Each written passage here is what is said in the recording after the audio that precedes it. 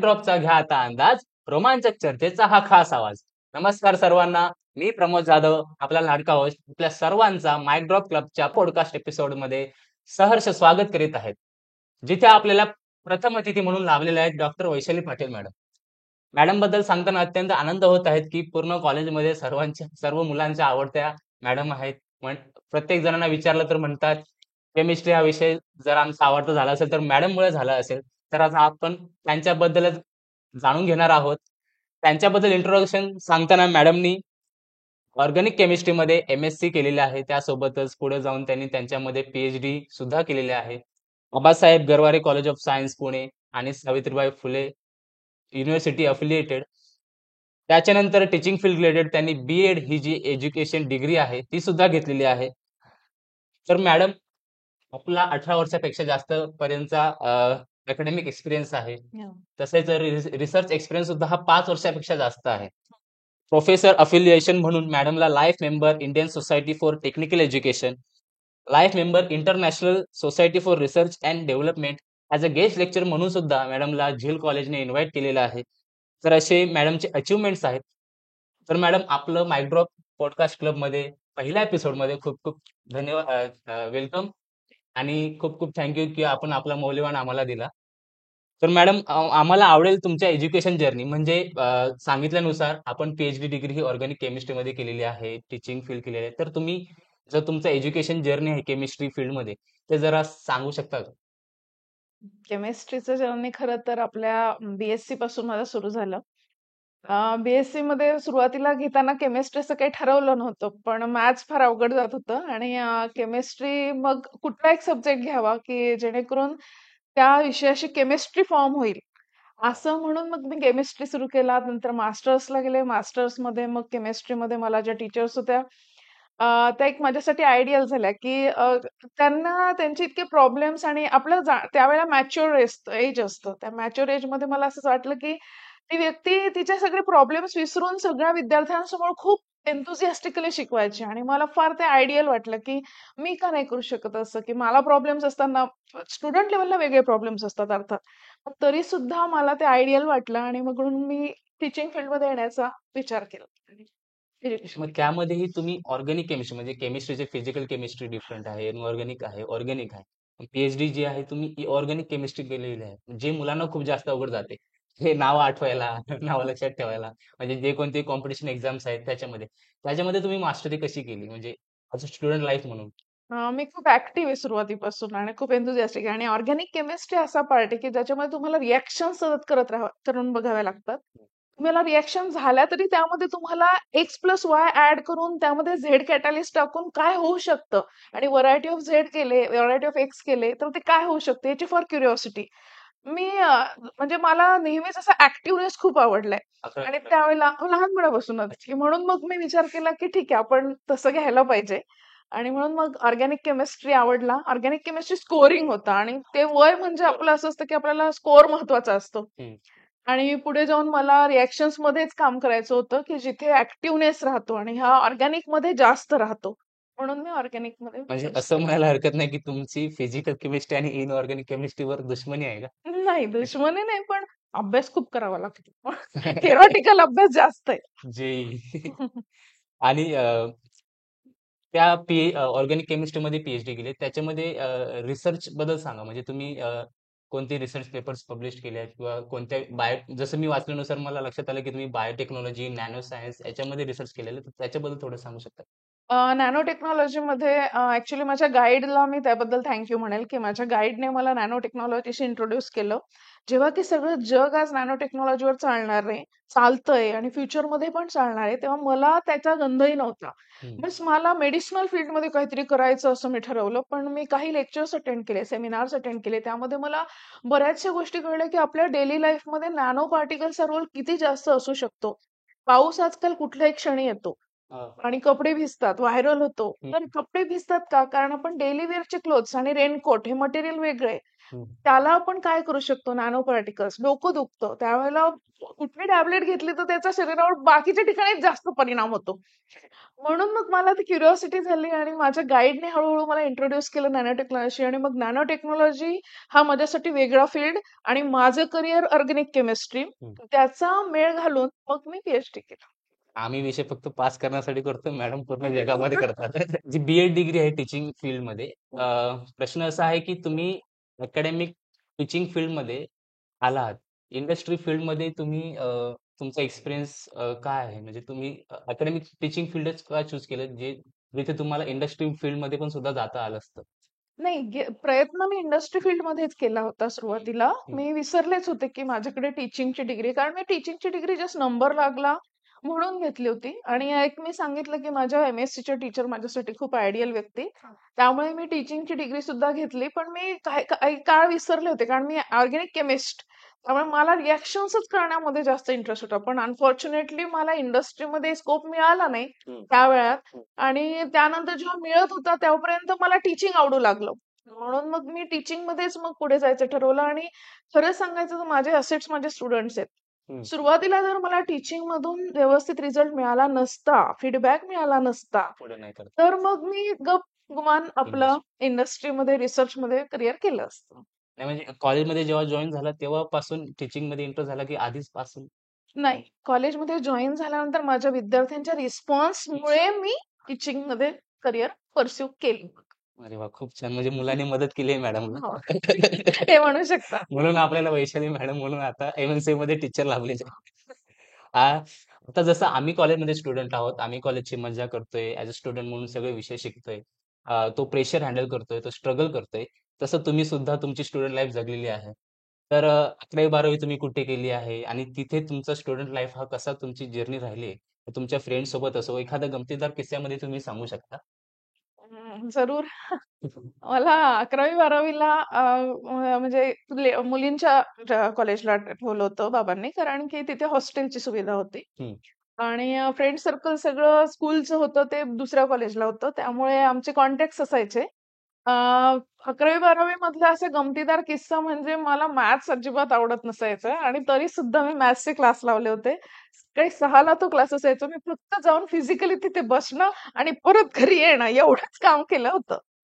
त्यानंतर म्हणजे असे प्रसंग म्हणजे सायकलिंग जेव्हा खूप छान व्हायचं, तर ते खरं एकदम अप्रतिम होतं. 12वीला मग थोडंसं अभ्यासाकडे लक्ष पुन्हा एज असतं आपलं ते, की त्या वयामध्ये अभ्यासही करायचा असतो आणि नसतो पण करायचा. अशा कशमकशमध्ये मी अडकले होते. स्पोर्ट्स किंवा एखाद्या कल्चरल नाही, मला स्पोर्ट्समध्ये कल्चरलचा गंधही नव्हता. मी कधीही कल्चरल मधली व्यक्ती नाहीये. मी कधीही स्पोर्ट्सची व्यक्ती तर अजिबात नाही. हां, बैठे स्पोर्ट्स म्हणजे आपलं कॅरम खेळणं, नंतर पत्ते खेळणं फॅमिली सोबत असं हे मात्र मी खूप एन्जॉय केलंय. अरे! हॉस्टेल लाईफ कशी गेली तुमची? Hostel life the best of my life. म्हणजे मी आयुष्याची भरपूर वर्ष ही हॉस्टेलला काढली आहेत. त्यामुळे हॉस्टेल लाईफला म्हणजे मोठ्या-छोट्यांसोबत राहणं, मस्ती करणं हे तर म्हणजे माझं अजूनही कंटिन्यूड आहे. मी स्टुडंट असताना ते माझे स्टुडंट असेपर्यंत अजूनही माझं मस्ती करणं तसंच राहिलंय.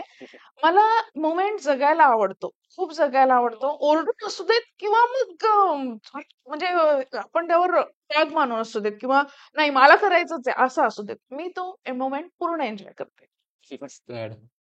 म्हणजे हॉस्टेल लाईफ कशी जगायची आणि कशी नाही करायची ती मॅडमकडून आपल्याला बघायला मिळते. म्हणजे त्यांचा लाईफ एक्सपिरियन्स जो आहे हॉस्टेल लाईफ मधला, स्टुडंट लाईफ मधला, ते जाणून घेऊन अत्यंत आनंद होत आहे, की आपण पण सुद्धा तशी लाईफ जगतोय. एखादा असा क्लासमध्ये तुम्ही केमिस्ट्री विषय शिकवत आहात आणि मुलाला आकर्षित करण्यासाठी किंवा एखादा मुलगा तुम्हाला असं डिस्टर्ब करत असेल, तर त्याला शांत करण्यासाठी म्हणजे आम्हाला हेही रूप कळालंय आमच्या मित्र-मैत्रिणींकडून, की तुम्ही खूप स्ट्रिक्ट सुद्धा पण आहात. म्हणजे तुम्हाला कोणी डिस्टर्ब केलं किंवा एखादा जर उद्धट वागला, तर तुम्ही त्याला कसं स्ट्रिक्ट करता ते सांगा जरा? अ, तसं पाहिलं तर जर मी त्या विद्यार्थ्याला रागवलं अख्ख्या क्लासमध्ये तर बाकीचा सगळा क्लास असा टर्न होऊन त्याच्याकडे बघतो. मग ती मलाच परेशानी होते, की अरे आता सगळाच क्लास डिस्टर्ब झालाय म्हणून. मग त्यावेळेला मी फक्त त्या व्यक्तीला कडे बघत असते. हं. मग बाकीची मुलं त्याच्याकडे बघू शकत नाही की मी त्यांनी त्याच्याकडे पाहिलं म्हणून मी त्यांच्याकडे बघणार हो. आणि मी बरोबर त्याला कंट्रोल करते. काही-काही वेळेला मग मी असे काही शब्द घेते, की मला नाव जनरली मला देवबाप्पाची देणगी म्हणूया आपण, गॉड गिफ्टेड आहे मी, की मला नावं खूप चांगली लक्षात राहतात. तर मी मुलांना सरळ म्हणते, "आता पुढचं जे आहे ना, पुढचं न्यूमेरिकल आहे ते आपल्याला ही व्यक्ती सांगणार आहे. चलो, let's welcome him on stage." असं म्हणून मी सगळ्यांना फोकस करते, की त्याचं लक्ष नव्हतं म्हणून मी त्याला बोलवते. उगाच म्हणून मी त्याला बोलवत नाहीये. तो त्यामुळे येतोय का? तो येत नाही ही वेगळी गोष्ट. त्याने यावं पण नाही अशी माझी इच्छा असते. अच्छा. आणि जी टीचिंग मेथड आहे, जी खास करून तुम्हाला मुलांशी जोडून ठेवते, की मॅडमचा विषय विसरायचाच नाही. एकदा मॅडमने शिकवलं म्हणजे शिकवलं. आता म्हणून नाही, माझे शौनक मित्र आहे माझा. शौनक तुम्हाला माहीत असेल. खूप एसीए शौनक झाले माझ्या लाईफमध्ये आणि माझ्या एसीए कॉन्टॅक्ट्समध्ये मधला पण खूप जस्ट आहे. एम-एम-सी मधला एसीए शौनक शौनक खराटे. खरोटे. हां. हां. तो म्हटला, की एकदा मॅडमने शिकवला तर शिकवला लक्षात राहतो. मग पुढे जास्त काही तेवढं रिव्हिजन करायची गरज नाही. म्हणजे एवढ्या क्लासमध्ये अशी काय जादू काय पसरवता तुम्ही? अं, ज्या वयाला जे हवं ते डिलिव्हर करता येण्याची देणगी मला देवाने दिली आहे. हं. त्या मॉबला त्याच पद्धतीने कॅच करून ठेवणं, हे पण मला छान गॉड गिफ्ट आहे. अरे वाह! आणि म्हणून मग कदाचित त्याचा फायदा होतो, की मुलांना मी त्यांच्यातली वाटते. कधी मी त्यांच्या आईच्या भूमिकेत जाते, हं, कधी वडिलांच्या भूमिकेत जाते आणि कधी मी म्हणजे एक मोठी व्यक्ती म्हणून, की बुवा मी कोणी नाहीये तुमची. हं. असं पण म्हणून मी त्यांच्याशी टॅकल करते. सगळे रिलेशन्स त्यांना दाखवते. कारण मला हेच त्यांच्यात बिंबवायचं असतं, की जेव्हा तुम्ही लोकांशी भेटतात, जॉब लाईफमध्ये म्हणा किंवा तुमच्या करिअरमध्ये, त्यावेळेला तुम्हाला हे सगळं टॅकल करावं लागतं लाईफमध्ये. असं नाहीये, की तुम्हाला आवडतील तेच व्यक्ती, समोरची व्यक्ती तेच बोलणार आहे. त्यामुळे तुम्हाला सगळ्या पद्धतीच्या लोकांशी बोलायचं असेल, तुम्हाला हे सगळ्या भूमिकेतून जावं लागतं. बरोबर म्हणजे चॅलेंजेस सगळे फेस करावे लागतात. एखादी जर तुम्हाला क्लासमध्ये अशी पॉवर मिळाली, की काहीतरी बदलायचं असेल, म्हणजे केमिस्ट्री रिलेटेड असो या कोणत्याही विषया रिलेटेड असो, तुमच्या मेथड रिलेटेड, की त्याच्याने सगळे मुलं पास होतील. म्हणजे असे एक्सपिरियन्स तुमच्याकडे असतील, की अ, काही मुलं जे अभ्यास करत नसेल किंवा डिप्रेशनमध्ये जातात, फेल होऊन जातात. तर मग अशा कोणती पॉवर असेल, की ज्याच्याने त्याला त्याचं भविष्य सुधारून जाईल त्या विषयामध्ये किंवा त्या विषयाच्या थ्रू असं? वाइब्स. आय हं, ट्रस्ट कम्प्लिटली ऑन वाइब्स. हं, तुम्हाला नाही पटत एखादी गोष्ट, की तुम्हाला ते वाचल्यानंतर माझ्या लक्षात येत नाहीये मॅम. यू जस्ट से की मला ते समजलंय. हं. वाचण्याआधीच त्याला इतक्या पॉझिटिव्ह वाइब्स द्या, की मला ते समजलंय, मला मस्त येतंय, मला स्कोर छान झालाय. या वाइब्सचा मला सुद्धा फायदा होतो. डेली लाईफमध्ये सकाळी उठल्यानंतर एकदा स्वतःला म्हणायचं, की आजचा दिवस एकदम मस्त गेलाय, छान गेलाय आणि तसंच घडतं. कारण सुरुवात आपण तशी केली आहे दिवसाची. बरोबर. तर आपण म्हणणार, की ओके आज तर हे काम राहिलंच आहे. आज अजून हे करायचंय, ते करायचंय किंवा मला आज हा लेक्चर अटेंड करायचा आहे आणि मला आता हा टॉपिक समजलेला नव्हता गेल्या वेळेला. आता त्याचं पुढचं कंटिन्युएशन आहे का? Don't start anything with negative vibes. Start with positive आणि तसंच घडतं जे आपण विचार करतो. आपण नेहमी वाचतो हे वाक्य. हां. Our thoughts are most important for us आणि ते मला माझ्या विद्यार्थ्यांच्या बाबतीत खूप जाणवतं, हं. की ते वाइब्सने सुरुवात केली ना, तर ते तसंच होतं. त्यामुळे तुम्ही स्वतःला तशा वाइब्स द्या. डिप्रेशन वगैरे काही येत नाही. शब्दच नाहीये असं कुठे. या शब्दाचं नाहीच आहे. तो डिप्रेशन शब्दच नाहीये कुठे. नाहीच, नाहीच. मुलांकडून असा काही रिस्पॉन्स आला तुम्हाला? म्हणजे तुमच्या स्वभावानुसार किंवा तुमच्या टीचिंग मेथडनुसार म्हणजे मुलं येऊन तुम्हाला काहीतरी म्हणतात, खूप आवडतात तुम्ही किंवा तुमचा विषय खूप आता समजतो. असं काहीतरी रिस्पॉन्स तुम्हाला मिळाला असेल? नेहमी मिळतो मला. मला नेहमी मिळतो. असं एकही बॅच नाहीये माझी, की मला त्या मुलांकडून कधी रिस्पॉन्स नाही मिळालाय. कायम मला त्यांचा रिस्पॉन्स मिळतो आणि ते पण पॉझिटिव्ह हं. मिळतोय. आणि माझं एक टेक्निक आहे, की मी सेमिस्टर संपताना मुलांना विचारते, की तुम्हाला काय वाटतं? आता आपले मार्क्स वगैरे संपले. मी तुम्हाला देऊन झालेत, की तुम्ही काहीही बोलला तर तुमचे मार्क्स कमी होणार नाहीयेत. त्यामुळे तुम्हाला असं काय वाटतं, की मी काय चेंजेस करावे माझ्या टॉपिकमध्ये? का शिकवण्याच्या मेथडमध्ये काय चेंजेस करावे? हं. शिकवण्याच्या मेथडमध्ये विचारते. माझ्या काही सवयी आहेत त्या मुलांना आवडत नाही हे मला पूर्ण कल्पना आहे. मला फॅन आवडत नाही चालू ठेवलेले. मला अननेसेसरी मागच्या बेंचेसवर जाऊन बसलेलं आवडत नाही. म्हणजे पुढच्या बेंचेसवर बसा. मला जे चाललंय त्याचंच लिहिलेलं आवडतं. म्हणजे असं बऱ्याच गोष्टी आहेत. पाणी पिताना असं सगळ्यांसमोर तोंड म्हणजे ते बरोबर नाही वाटत काही गोष्टी मॅनर्स असतात. मला असं वाटतं की त्यांनी ते करू नये आणि म्हणून मी त्यांना ते सांगत असते, की असं उद्युक्त करते, की नाही हे केल्याने हे. पण मी नाही हा शब्द घेऊ शकत नाही. मग मी त्यांच्यासमोर तसंच करून दाखवते आणि मग बघा कसं दिसतं ना, कसं छान नाही दिसत आहे. हे मी त्यांना किती बिंबवते. छान! म्हणजे जो बॉन्ड तुम्ही तयार केलाय मुलांसोबत, त्या बॉन्डबद्दल काय सांगाल, की नशीबवान आहेत मी, की मुलांसोबत असं बॉन्ड तयार झालेला आहे किंवा मुलं असे म्हणतात तुमच्याबद्दल. त्या मी बॉन्डबद्दल काय मी म्हणेल? कायम ऋणी आहे माझ्या विद्यार्थ्यांची. मी कायम माझ्या विद्यार्थ्यांची ऋणी आहे. आजच मी क्लासमध्ये सांगितलं, की माझ्या कॉन्टॅक्ट लिस्टमध्ये मोबाईलच्या 1000 पेक्षा वर कॉन्टॅक्ट्स आहेत हं. आणि त्यातले 900 कॉन्टॅक्ट्स तरी माझ्या विद्यार्थ्यांचे आहेत. आजी-माजी म्हणूया. 100 कॉन्टॅक्टमध्ये 50 कॉन्टॅक्ट रिलेटिव्हजचे असतील आणि 50 कॉन्टॅक्ट मग कलीग्स वगैरे जुने, पुराणे वगैरे सगळे. पण 900 कॉन्टॅक्ट्सवर मी हात ठेवून सांगू शकते, की माझे सगळे विद्यार्थी. माय असेट्स आर माय किड्स. म्हणजे मुलं तुम्हाला कधी त्यांना जर डाऊट असेल तर फोन करतात? हो, मला डायरेक्ट कॉल करतात आणि याच्या वरची कडी म्हणून मी गेल्या वर्षापासून हे ठरवलंय, की मुलांकडून मी व्हिडिओ कॉल करून घेते WhatsAppचा, की हं, तुम्हाला जर एखादं न्यूमेरिकल नाही जमत आहे, मला व्हिडिओ कॉल करा. तुम्ही दाखवू नका मला तिकडनं हं, काय. हं, you just keep your video off हं. आणि माझा व्हिडिओ चालू राहणार. मी तिथे सॉल्व्ह करणार आणि मग मुलांना ते सॉल्व्ह करून शिकवणार. पुढचं अजून असं, की तुम्हाला पेपर चेक करून घ्यायचा आहे आणि तुम्हाला येऊ शकत नाही. मी पेपर ना युनिट टेस्टचे पेपर स्वतः डोळ्यासमोर चेक करून देते, की आय वॉन्ट टू सी की I want to show them to see their own mistakes. की आपण सगळं छान असूनही आपण काय मिस्टेक्स केल्या. तर हे मी मुलांना दाखवते आणि मग त्यावेळेला जर तुम्ही येऊ शकत नाही माझ्या समोर, तर मग मी WhatsAppवर त्यांना तो व्हिडिओ कॉलवर दाखवते, की बघा तुम्ही ही चूक केली. म्हणजे तुम्ही आहे तिथून घ्या ही फॅसिलिटी. पण इम्प्रूव्ह युअरसेल्फ. थांबा. खरंच खूप अशा कमी शिक्षक असतात जे या लेव्हलला जाऊन स्टुडंट्सला हेल्प करतात. नशिबवान असतात जे स्टुडंट्स असे की तुमच्यासारखे शिक्षक त्यांना मिळतात. आणि आम्हाला हे जाणून घ्यायला आवडेल की तुम्ही एम-एम-सी ची जर्नी कधीपासून सुरू केली? म्हणजे एम-एम-सी मध्ये ॲज अ टीचर म्हणून कधी जॉइन झाले? किती वर्ष झाले एम-एम-सी मध्ये शिकवून असं? Every time I say ki I'm a family member of Marathwada Mitra Mandal since 2007. It was a rainy day, yes, 2nd July 2007. I entered in college. खूप हेवी रेन सुरू होता आणि नवीन कॉलेज मला माहित नव्हतं पण मी आले एंट्री केली आणि तिथे थांबलो पावसात. त्यानंतर आतमध्ये आल्यानंतर हळूहळू कलिग्सची ओळख झाली. हं. कॉलेज त्यावेळेला खूप छोटं होतं. आपण म्हणू कॉलेज तेवढंच आहे, पण ग्रोथ एवढी नव्हती आणि इनटेकही अगदी लिमिटेड होता. त्यामुळे कलिग्स कमी.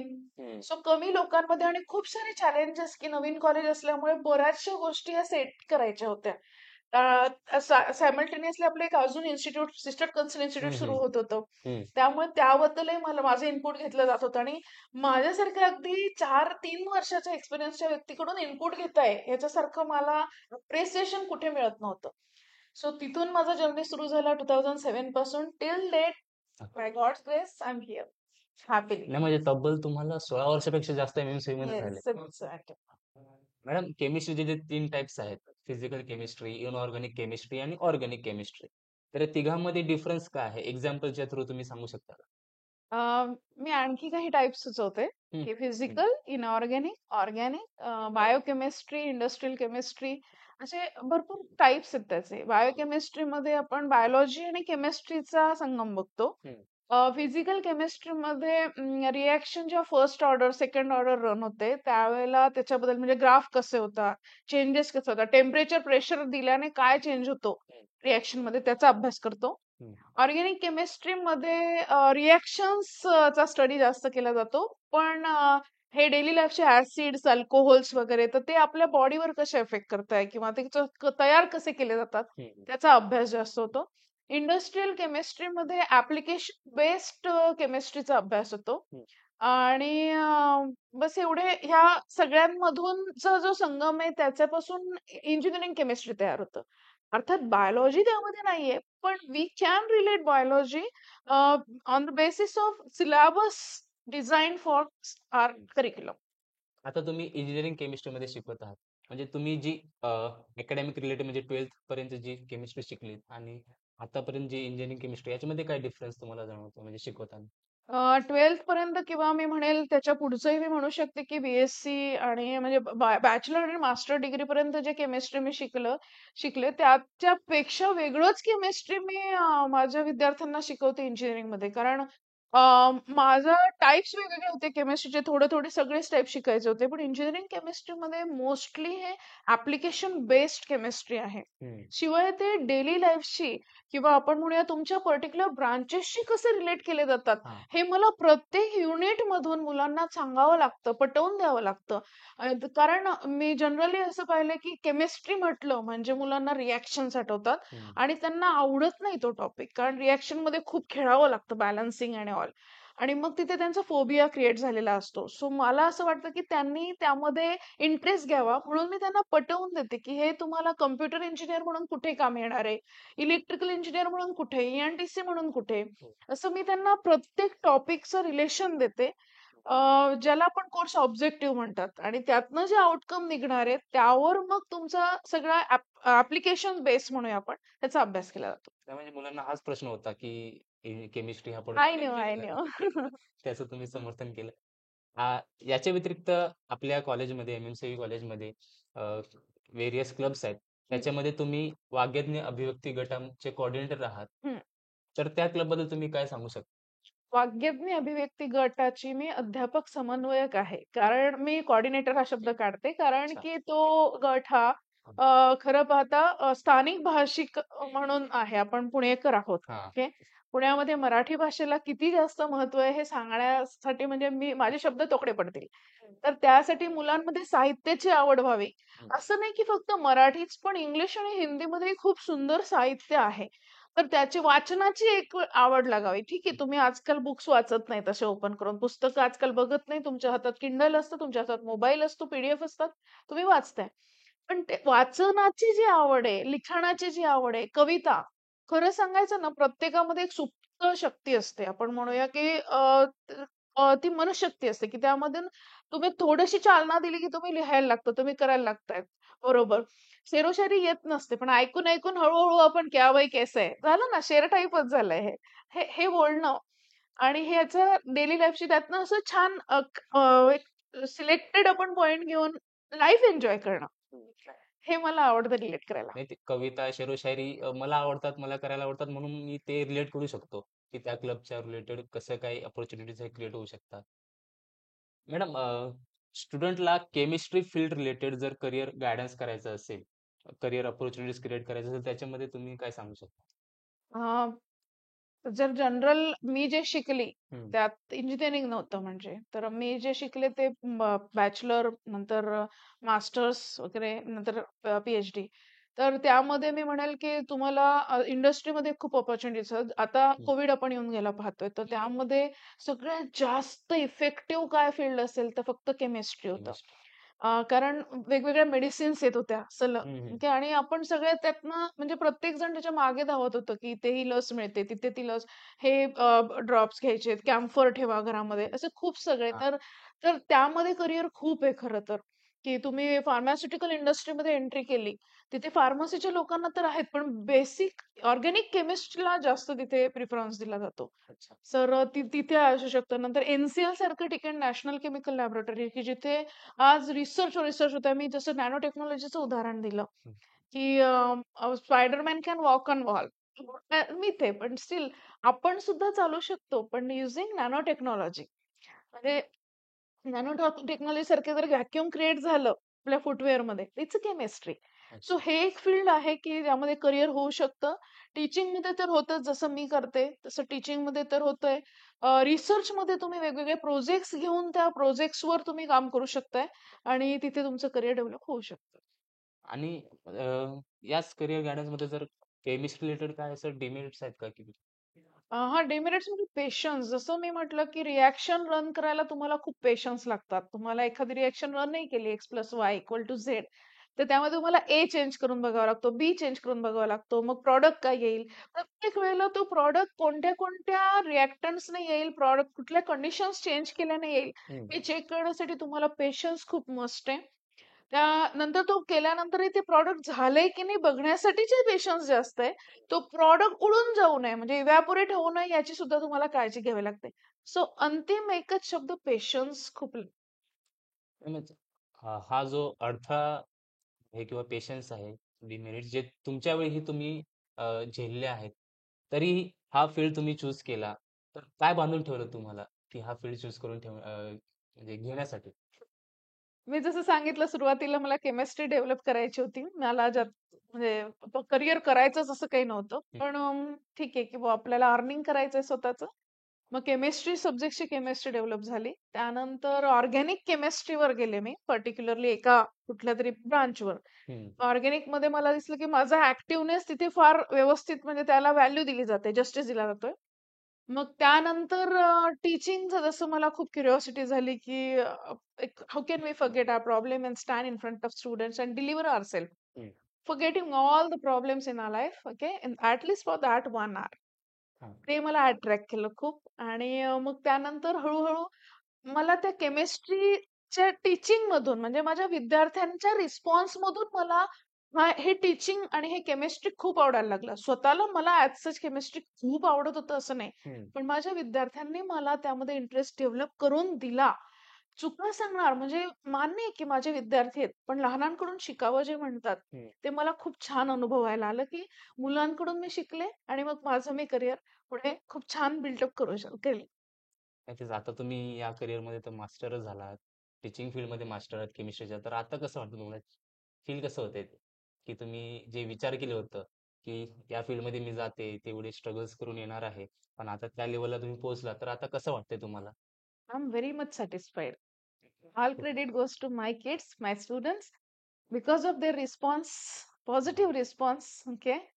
मला खूप छान वाटतंय, की मी हे फील्ड चूज केलं. काही वर्षांपूर्वी आपण सुरुवातीला जर विचारलं असतं, की तुला हे फील्ड आवडतंय का? तर मी स्पष्ट शब्दात सांगितलं होतं, मला नाही आवडत टीचिंग, मला नाही करायचं. पण माझ्या विद्यार्थ्यांनी मला खरंच खूप घडवलं. एक हं. टीचरला मुलांना घडवते हे म्हणण्यापेक्षा मला खूप आवडेल हे म्हणायला उलट पद्धतीने, की माझे विद्यार्थी माझे ॲसेट्स आहेत आणि त्यांनी मला खूप छान घडवलं आणि म्हणून माझी केमिस्ट्रीची केमिस्ट्री डेव्हलप व्हायला जास्त छान त्या वाटतंय. मुलांना आता खूप छान आवडेल तुम्ही जेव्हा म्हटलं, की मुलांनी मला थँक यू. घडवलेलं आहे.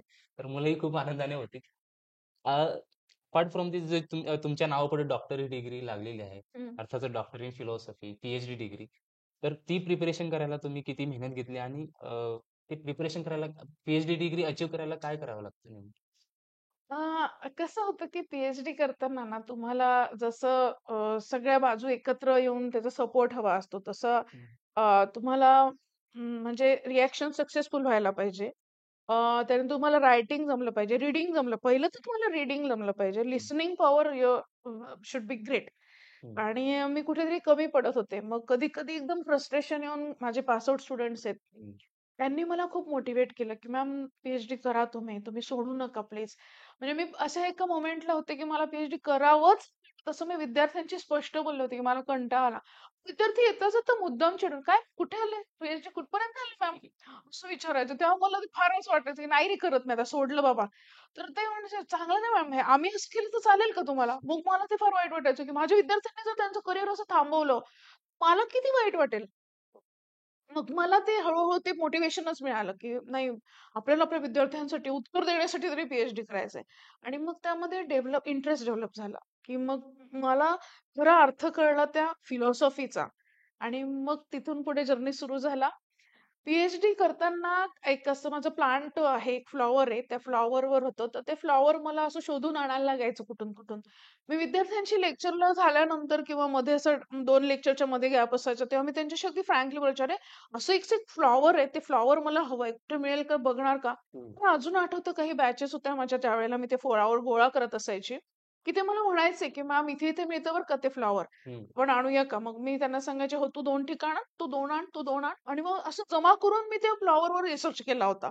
मी तर आणायचेच, पण ते मुलांनी मला मदत केली. त्यामुळे मी माझ्या अॅक्नॉलेजमेंटमध्ये म्हटलेलं आहे, की I give credit to my students for helping me, for motivating me continuously असं म्हणू शकतो. खूप छान, खूप छान.